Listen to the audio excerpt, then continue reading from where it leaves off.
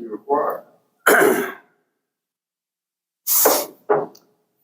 My father-in-law had cancer. He was about 70.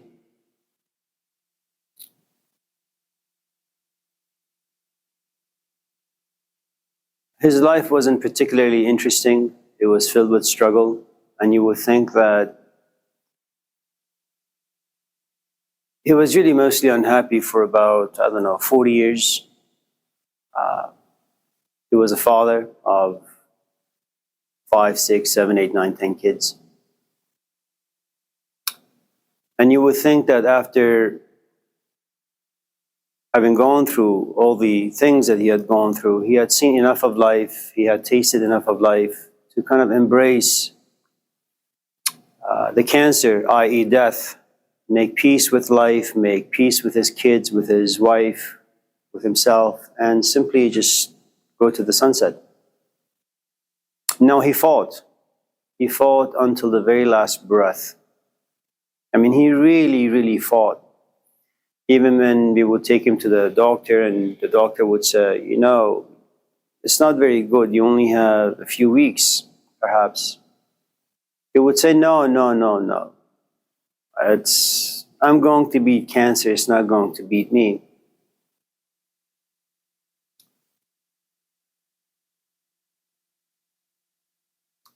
Sometimes it's not about the sort of information or the sort of knowledge that you have inside you. It's whether or not you can apply what you know to who you are and what your life is like. Imagine that you've been married or you've had a companion for about 5, 10, 20 years. Let's just say 5 years, just to make it a bit more simpler. And they decide to walk away. Right? I mean, you look at the number of people on this planet, close to 9 billion people. Forget the 9 billion, just look at Oakland. We have about 750,000 people. And let's just divide that into, say, 2. You have about 300,000 men, 300,000 women. You've only lost one single woman in your life, and you were with her for about 5 years. There are about 300,000 women out there waiting to meet someone relatively interesting, mature, decent, who can kind of be responsible for themselves, for their life, with their money. And so the question is, why the hell would you just want to allow yourself to get stuck? It's because, despite knowing all of this stuff, there isn't much you can do with the tools that you have. You're just stuck. And you have to wait and wait and wait for time to pass, for you to find yourself one day waking up saying, oh, I no longer care about this person. The flip side is, there was a guy, he died early 20th century. His name was J.G. Bennett. He was one of the students of Gurdjieff. Gurdjieff was like a teacher of sorts, a philosophical teacher, spiritual teacher, a healer of sorts, if you will. And he was a very, very interesting man. There are lots of people who don't like him. There are, equal number of people who do enjoy his philosophy. And so J.G. Bennett had married, I think, 8 times. So what happened is that when his 7th wife, for example, died, he was 90, she was or maybe he was 80 and she was 75. A week later, he got remarried. He understood full well the nature of grief, the nature of attachment, the nature of happiness, why we get married, what the function of marriage is, what the function of a relationship is. And so he didn't allow himself emotionally, intellectually to get stuck. He knew the purpose. It's like you go to the cabinet, you grab yourself a plate, you put some food on it, you eat from the plate with a fork and a spoon. Once it's done, you put it in the sink and you walk away. Everybody has a function. When you misuse the function, when you don't know the function, then you get stuck. What about emotions? What about emotions? You didn't mention nothing about Oh, That plays such a big part. if you know how to use them well, yes. So let me, before we tackle all of that,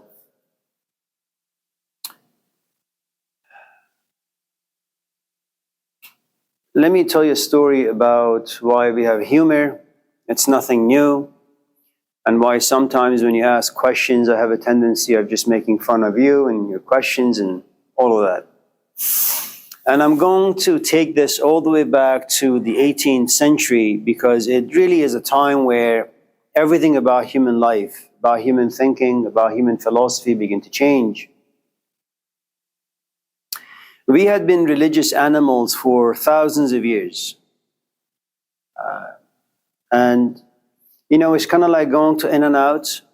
You go inside the shop, you order yourself a number 2, which is a cheeseburger, fries, and a medium Coke. And you sit there for about 20, 30, 40 minutes, depending on how fast or slow you eat your food. And then when you leave, you get yourself in the car and you feel as if you smell like the burger place. Everything about you just smells like hamburger. You go home and your companion says, "Oh, yuck, you smell like In-N-Out. Can you go take a shower before you get close to me?" And so that's how you need to look at religion and religious ideas for thousands of years, that everything about us, you get married for religion, you have children for religion, you say hello to people because of religious ideas and traditions. You go to work because of religion, you do what you do because you know that God is always around looking and examining and judging. So you try always to be on your best behavior.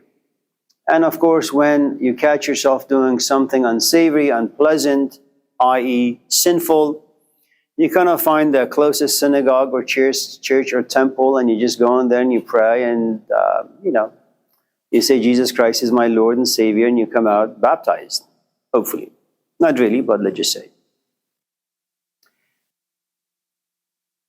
When the Industrial Revolution takes place, there is really no need for you to go to the church and pray for a loaf of bread or a gallon of milk. Now you have factories. If before you had to wait a week to get a loaf of bread, now you just walk to Safeway. There are thousands of breads out there. You can take whatever. You don't have to wait.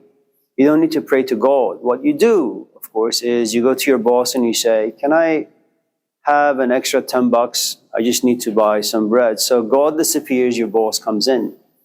Industrial Revolution does something really, really interesting. You live in a village of 10 people.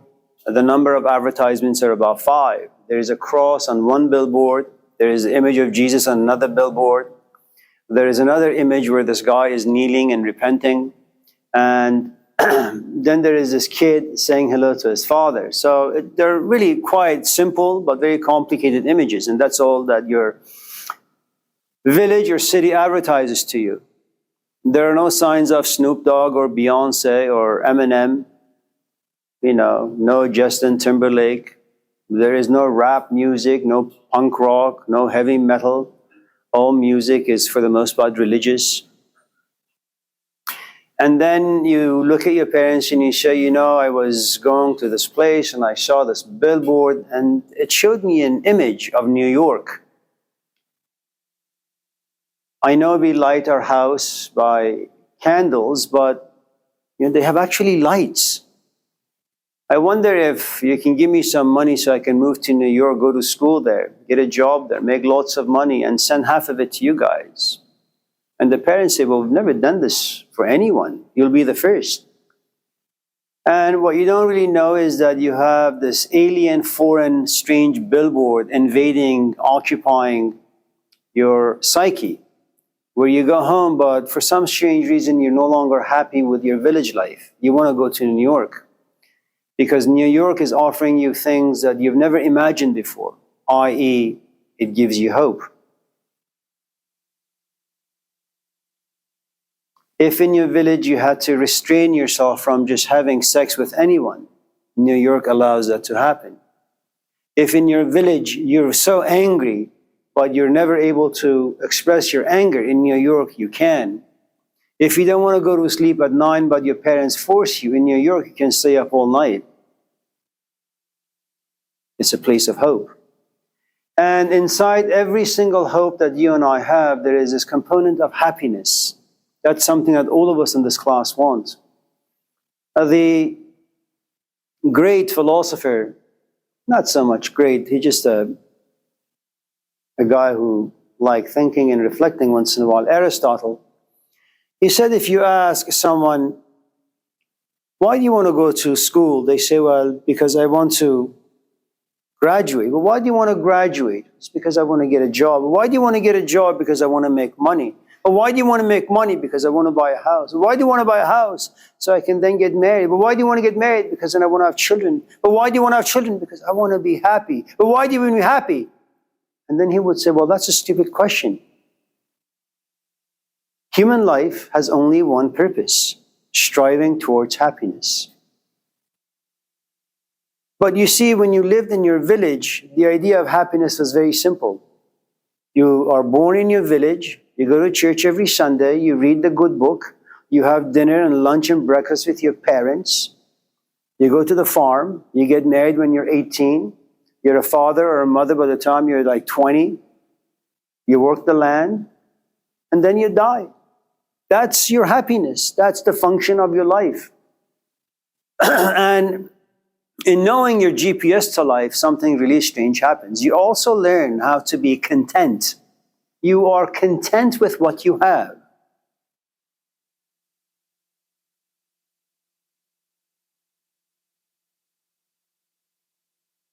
And your village also teaches you how to be patient. And just in case you want to be angry and express your anger, your village says no.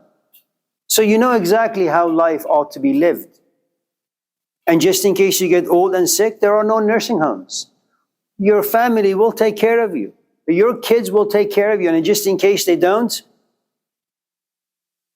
the occupants of your village will put them to shame. And your kids will run home and take care of you.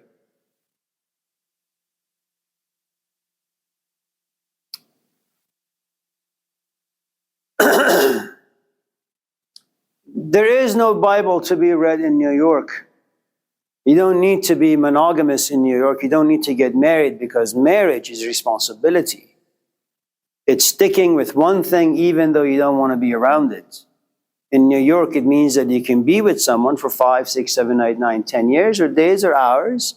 And then, once New York, the big city, has removed some of the most important component that glues people together, i.e. shame, now that removes shame from you, New York does. You look at this person and say, I think our time together is done. You should go your way. I want to go my way. I want to be happy. And you're a hinder, a block to my happiness. And the guy says, fine. And he says, well, you know, if you leave me, I'll be depressed, maybe even suicidal. You say, oh, well, listen, Barnes & Nobles is right there. Go buy yourself a self-help book. I'm sure once you read it, you'll be over your grief and your suicidal tendencies.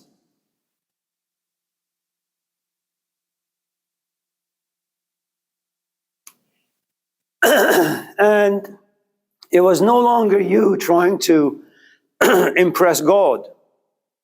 Now the story has changed. Now you're trying to impress your girlfriend or boyfriend. You try to impress your friends. You're trying to impress strangers, i.e. your boss. It's no longer about elevating, refining the way you think, maturing your soul. No.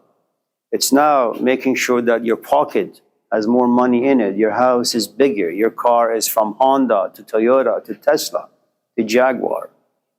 Your heroes are no longer, Jesus Christ or Mahatma Gandhi or Malcolm X. It's now Snoop Dogg. They are the ones behind the microphone, And all of a sudden, the things that used to be poison for society, now they become very, very nourishing, because that's what people want. They want more of Snoop Dogg. They want more of Eminem. So, in the midst of all this mess comes along this man. His name is Jonathan Swift, around the 18th century. Now remember, whenever there is hope, You feel happy about yourself. You know, it's like your parents have been hardworking people, even though they could have sold drugs to make a living, even though they could have probably done porn to make a living. But no, your father says, I'd rather just go to Home Depot, work 6 in the morning till 5 in the afternoon. Your mom says, I'd rather just, go to people's houses and just clean their houses. I want to make money that way. I want to make sure that the money that comes into this house is not blood money, so to speak.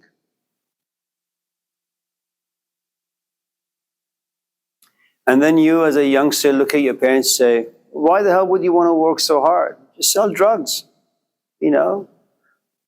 Have a store, get a billboard, rent it, just say, Oakland weed, 55 ounces for $1. And before you know it, you're a millionaire. And your parents say, no, I want to live my life, within the context of certain moral codes. And your son says, why the hell would you want to do that?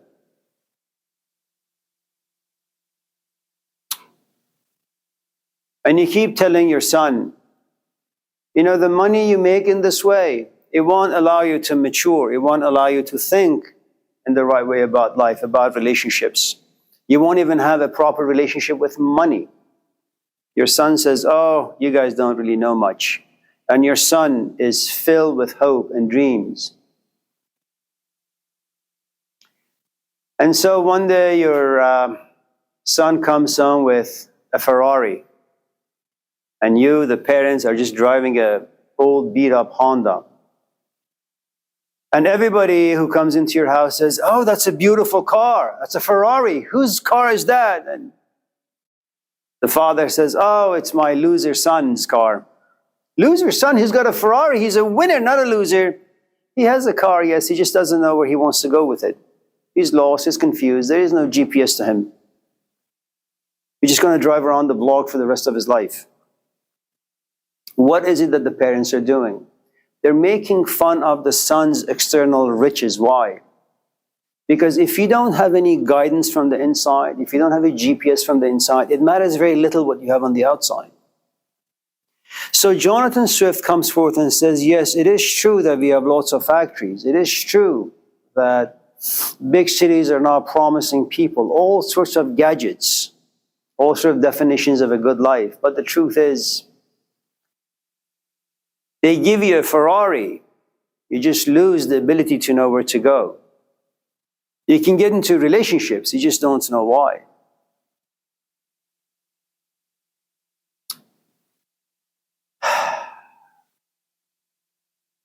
And so he makes fun of everything. Jonathan Swift does. It's called satire. That society or your companion offers you hope. You get married for hope, but deep down you know. You see, J.G. Bennett was onto something. Kevin?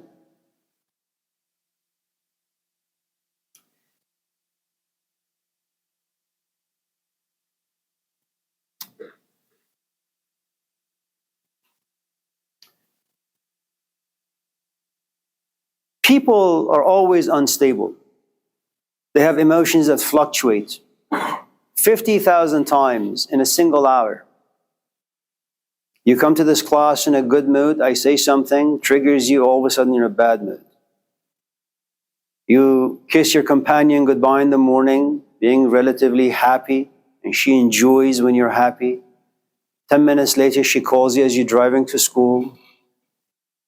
And then you're listening to an audio, and the audio pisses you off, and she calls and says, hi, honey, what do you want? What? You just kissed me goodbye in such a nice way now? Love and violence? What's going on?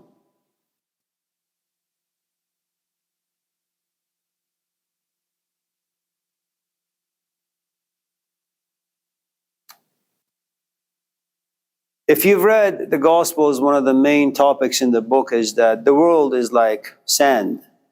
Whatever you build on this lot made of sand, it's going to fall apart. Why the hell would you want to trust your life on a set of emotions that other people make, other people break? Even you yourself have no control over them. Imagine that I'm your companion. You have your own private frustrations, and so do I. You have your own private doubts and uncertainties, and so do I. It is true that once in a while you and I can come together harmoniously and talk and be around each other like civilized human beings, but the truth is sometimes it's upsetting. Life is difficult. It has nothing to do with you. It's about just my place in life. I have to figure out what the hell is wrong with me. I want some stability. I want to be happy. I just don't know where I can go to find them. And you come home, you have done nothing wrong. I just happen to be in an introverted mood. And I will create negative emotions inside you. And the truth is, those emotions that now live inside you belong to me. I make you happy, I make you sad. I make you want to stay with me. I also give you the desire to leave me. Why the hell would you want to be in such a relationship? And J.G. Bennett knew that. So he said, the only solid person I'm going to build my life on is myself. I am the only person I can trust. But for that to happen, I need to have a good amount of self-knowledge. And here's the thing you need to know about what the self really means. And this is what Gurdjieff talks about. And I'm going to put them on the board. They will sound pretty simple, but they really are not. They are, if you dive down into the ocean and you grab some oysters out of perhaps 1 million of the oysters that you bring up, perhaps, if you're lucky, maybe one will give you a pearl. So of the hundreds of thousands or millions of people who desire self-knowledge, maybe 1 in 5, 10, 15, 20 million will actually become like a Jesus Christ or a Malcolm X.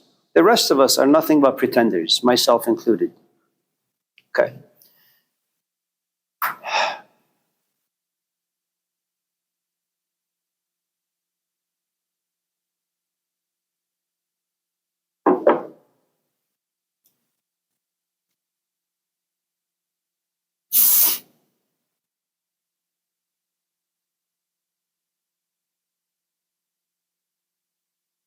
Down here, it's what all of us in this class have in common. We have a physical body. That physical body has no choice but to be connected to the physical world. And the physical world contains forces in it. If you live in Montclair, you only see 2 liquor stores. If you live in downtown Oakland, you see 55,000 liquor stores. So your geographical location creates emotions and desires that perhaps other locations may not. Okay?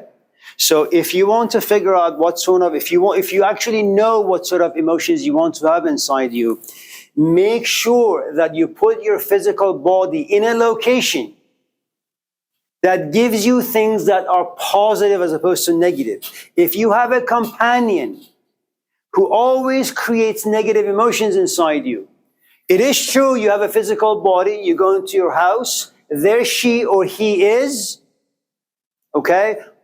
It's not just a physical body. That physical body has the power to create emotions. They can either be negative or positive. And which of these you want depends on your maturity on defining what is good for you and what is bad for you. If you don't have this knowledge, you will do drugs thinking it's positive. 10 years later, you realize, oops, you shortchanged yourself. 10 years gone by, and it was a complete waste. Okay? Now, because we are physical animals, there are certain basic things that we need. You will need to be healthy. Especially for some of us in this class who are getting up in age. Okay? Now, in your 20s, you better start going to school, getting a job that will give you health care. Why? Because if you're 45 and you don't have health care, at the age of 45, where you ought to sit and just relax your body and your mind, a good amount of your brain space is going to be occupied with, I need to go find myself a job. a full-time job that'll give me benefits. Okay? Now, if you are healthy, the next step is food.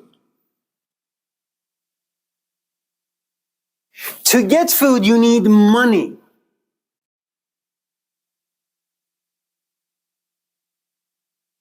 Okay? You certainly don't want to stress about not having enough in your fridge or not knowing how to feed your kids. And the point is, you need to have a good amount of brain space that you can devote to perhaps a more refiner things in life. Okay? The next is shelter. Now, let me let you in on a little secret. I'm from Iran. Iran is a tribal environment. Not right now, but before, when in 1960s or so, if you wanted to buy a house, you go to the bank, you pay them the whole thing, and the house is yours. There is no mortgage. There is no 30-year mortgage. It doesn't work that way. The same thing is true in India. The same thing is true with most parts of Africa. You're not going to be a slave for 30 years. Which means that job security, just in case you lose your job, you still have your shelter, and it's yours. Consider the amount of brain space, energy that we invest in finding a job that gives us health benefits, making sure that there is enough food, and that we can afford our shelter. You don't have time to think about different things in life. Now, the problem with shelter is the following. You just don't want to go into a room, into your house, and all you see are the four walls. What you want is a companion in your shelter. Loneliness sucks. I am not a monk, and neither are you. You want to go inside your house and see someone, talk to someone, have food with someone, lay with someone. You don't want to be stressed about how lonely am I, because if you're lonely for too long of a time, no one eventually wants to be around you because you will lose your social abilities. Add to it the fact that as you get older, you will have less patience to go out with people and just engage in casual conversation to ultimately be able to create intimacy. So you will forever remain lonely. Now, just in case you're asking, so what did Jesus mean by saying man does not live by bread alone? Well, he's not really talking about men down here, because men down here, the only thing that they really need and want is healthcare, is food, is shelter, and companionship. So just in case you read the Gospels and you come to the statement that human beings need spiritual nourishment, it is true. But what kind of human beings? I mean, look, it's great that you have a companion, but most of us in this class know if you're in a relationship, relationships require money. If you don't have money and want to be a hippie and live a creative lifestyle, you better have creative talents. Because eventually he or she is going to leave you. Okay? So whatever your physical life down here may be, they're going to create for you a set of emotions.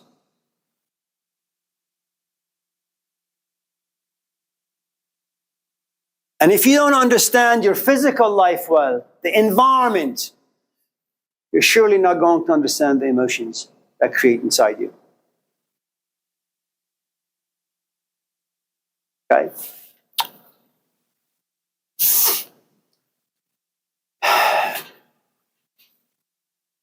Now, since Physical life is very, very, very complicated because we live in a very complicated society. It has all these different layers. You're going to have enormously complicated emotions inside you. But how are you going to survive life with the complications of a social life and the complexities of emotional life? Intellect. Your mind is going to come down here and say to itself, where am I living? What's going on in my physical life? And then it's going to say, what sort of emotions do I have on the inside? Because every time I get into a relationship, it goes bad. You see what your intellect doing? Your intellect is not going to be focused on philosophy, on religion, on the meaning of life, on who you are. All you want to do is figure out your physical situation and your emotional situation. So when you come to class, for example, say, I'm a Christian. You are not a Christian. You spend 2 minutes every day reading the Bible and 23 hours figuring out why Oakland is this way and why it creates these emotions. Now, that doesn't mean that you shouldn't believe. It just means that this stuff occupies most of who and what you are.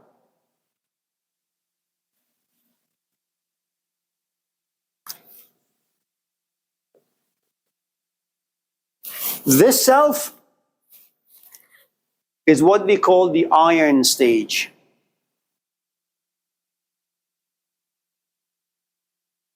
This is what occupies you. Now, I don't know if any of you in this class have ever gone to Berkeley, sometimes sit in coffee shops where people sit and talk about social justice and this matters and that matters.